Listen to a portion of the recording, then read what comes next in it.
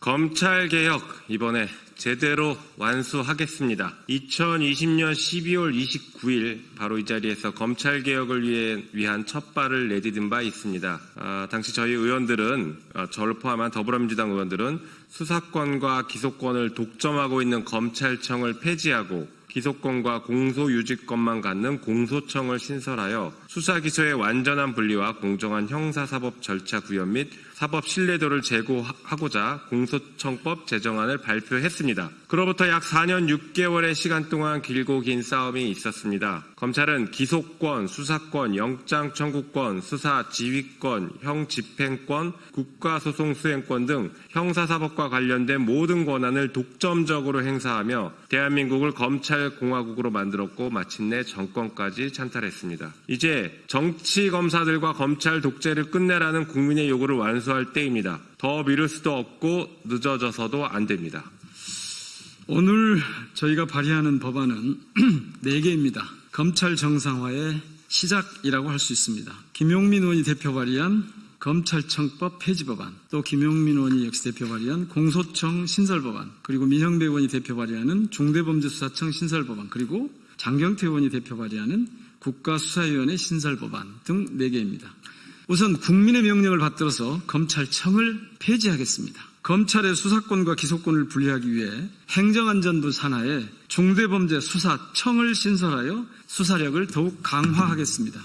그리고 법무부 산하에는 공소청을 신설해 대한민국에서 더는 표적수사, 하명수사, 정치적 수사라는 단어가 쓰이지 않도록 하겠습니다. 이를 통해 국민의 검찰이 아닌 검사의 검찰이 폐쇄적이고 특권적인 조직 문화 속에서 더 이상 대한민국을 검찰공화국으로 지배할 수 없도록 만들겠습니다. 대한민국의 검찰 독재는 집중된 권한에도 불구하고 검찰을 민주적으로 통제할 제도적 장치가 거의 없었기 때문에 벌어진 일입니다.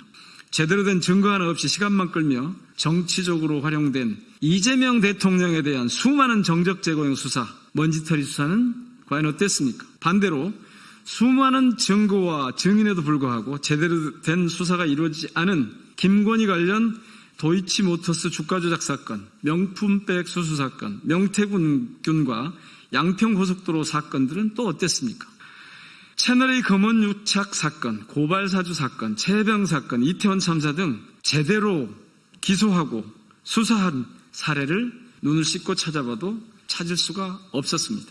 검찰의 칼이 오남용되는 것을 막는 것도 중요하지만 국민의 일상을 지키는 본연의 역할 역시 강화되어야 합니다. 검찰이 경찰과 유기적으로 시민의 안전을 보호하면서도 수사가 법이 정한 바른 길을 벗어나지 않도록 하겠습니다. 국무총리 직속으로 국가수사위원회를 두어 중대범죄수사청과 국가수사본부, 고위공직자수사처의 업무 조정 및 관할권 정리, 관리 감독 등의 업무들을 담당하도록 하겠습니다. 수사와 기소의 객관성과 공정성을 담보하기 위해 구조적 개혁을 통해 검찰이 견제받고 또 견제할 수 있도록 하겠습니다. 검찰개혁은 단순히 검찰의 권한을 축소하는 것이 아니라 비틀린 대한민국의 권력구조를 바로잡는 검찰의 정상화입니다.